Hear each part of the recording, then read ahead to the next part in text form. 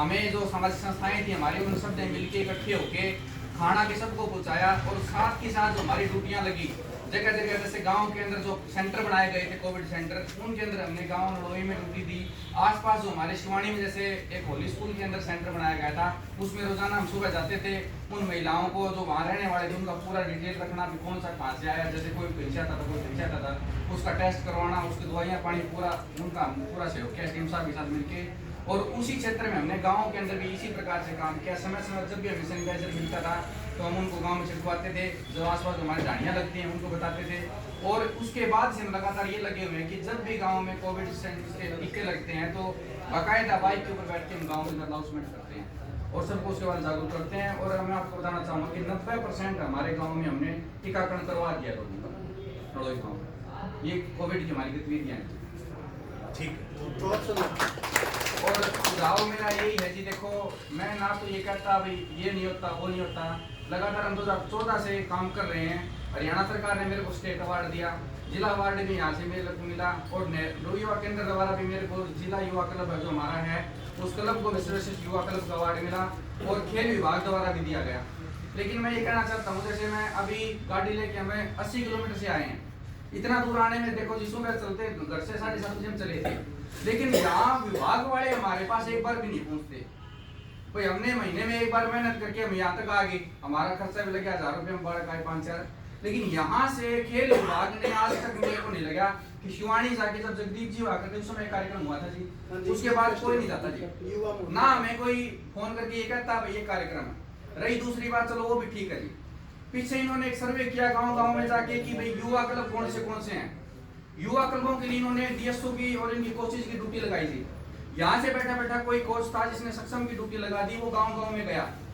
जो active youth हैं, युवा क्लब के जो एक्टिव युवा क्लब हैं, जो पिछले कई वर्षों से काम कर रहे, जैसे जी ये बुजुर्ग इंसान भी, ये भी युवा क्लब काम बनाते थे, उन युवा क्लबों को पीछे हटा के सरपंच के पास जाते हैं और सरपंच कहते हैं जी को 5 बड़ा का इनाम दे दो, आपके पीछे आऊंगे और ये आप नाम दे दो। अब एक दुख की बात ये है जिसको सरकार ने स्टेट अवार्ड दे दिया, जिस युवा क्लब को डीसी साहब ने सर्वश्रेष्ठ युवा क्लब का अवार्ड दे दिया, और वहां जाके उस क्लब को साइड में हटा के और सरपंच को पूछते हैं भैया आप अपने 5 बात का नाम दे दो।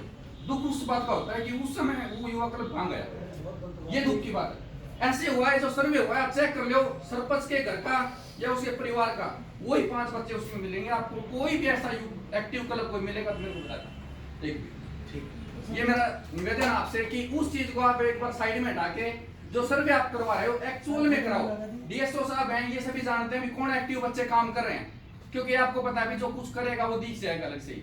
ठीक है, तो कम से कम ऐसे युवा क्लबों को एक्टिव जो करने का काम, जो मैं इनको कहता हूँ भाई मुकेश गौड़ जी हैं, जो बड़ी अच्छी खुशी की हमारी बात है कि भिवानी जिले से इनको चुना गया और ये बने।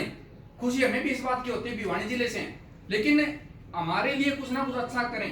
जैसे गाँव के अंदर बहुत प्रकार की योजनाएं आती हैं जिसके अंदर हमें युवा क्लबों को अलग हटा दिया जाता है, लेकिन मैं आपको सच बताता हूँ पीछे हरियाणा सरकार ने ही अपनी गर्वित योजना शुरू की थी।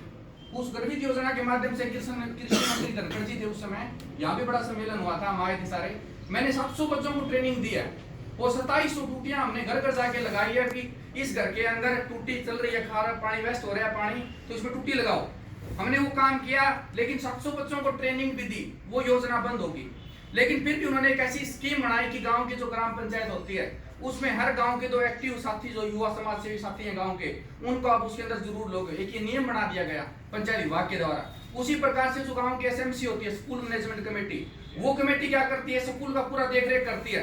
तो आपको पता है जो युवा साथी गांव का एक्टिव युवा क्लब है, उसका अगर एक साथी उसका सदस्य बन जाता है तो गांव के अंदर, स्कूल के अंदर, आंगनबाड़ी के अंदर, स्वास्थ्य विभाग के अंदर किसी प्रकार की अगर कोई कमी है तो वो रख सकता है। अब कमी कहाँ है जी, गांव के अंदर किसी प्रकार की हमारी खेल की समस्या है तो हम जी वहां से जाके हम तो एसडीएम के पास जा सकते हैं, देखो रोजाना डीसी के पास तो आ नहीं सकते, वहां जाके हमारी कोई सुनवाई नहीं होती। सरपंच के पास जाते हैं तो उनको 5-7 बालक नहीं घूमा है ना, नक्की में कौन करना। तो दिक्कत यहाँ है, अगर जो अधिकारी हमारे युवा क्लबों की बातें जब सुनने लग जाएंगे, कोई बीडीओ है, कोई एसडीओ है, वो हमारी बातें अगर सुनने लग जाएगा, लिखित में लेने लग जाएगा, भाई इस युवा क्लब का हम ये काम जरूर करेंगे, देखो हम अपना घर का करवाते नहीं ना, तो मैं ये कहता भाई घर पे लाइट लगवाओ।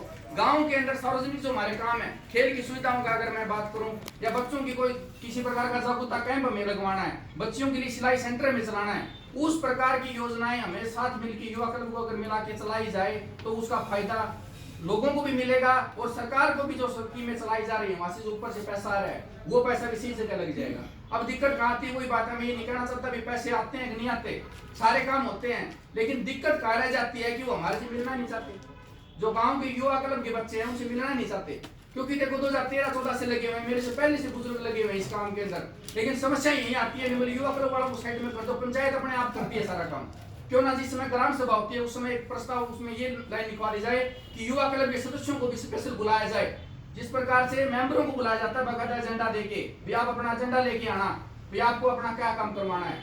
तो एक युवा क्लब का भी एजेंडा हो कि उसके अंदर वो अपना रखे कि जी हमारे गाँव के ये काम है और ये काम आप करो। मैं नहीं कहता भाई कि किसी काम को मेरे घर का कर दो, नहीं, गांव के जो सार्वजनिक काम है वो काम करने का काम करें। अब मुकेश जी ने एक बात बताई जी पौधे लगाओ, आपकी बिल्कुल बात सही है जी, पौधे हम लगाएंगे, मैंने लगाए भी है। मेरी शादी में मैंने 2100 पौधे बांटे थे यूपी से लाके 50,000 रुपए के, वो मेरा घर का काम था, मैंने 50,000 के बांट दिए। लेकिन गाँव में अगर मेरे को पौधे लगाने हैं 100 पौधे में सिधान हमारी नर्सरी लगती है जो 30 किलोमीटर दूर है गाँव से, वहाँ पौधे मिलते हैं सरकारी बिना पीछे लगाएंगे ले जो 100 रुपया एक पौधा कौन दिया बताओ, ठीक है। लेकिन फिर भी उसका ट्रैक्टर का भाड़ा 1500 रुपए ट्रैक्टर का भाड़ा कौन देगा आप ये बताओ जी। हम युवा क्लब के सदस्य दे देते हैं मिलके, लेकिन सभी गांव के लोग अगर लगाएंगे, अभी सभी पंचायतों के पास 500 पौधे आए थे, लेकिन वो पौधे मेरे को एक गांव में 500 पौधे लगे हुए दिखाते, मैं गारंटी देता हूँ लाख रुपए नाम दूंगा। 500 पौधे, अगर वो पौधे सारे के सारे गांव में अगर युवा क्लब के बच्चों को मिल जाते तो भाई 500 तो केवरा ना लगे, लेकिन 100, 200, 250 पौधे वो बच्चे जरूर मिलते, ठीक है जी। वो हमें देते नहीं। चलो जी, आप धन्यवाद आपका, मैं तो बात बता दूंगा जी। कमल जी आप सारी बात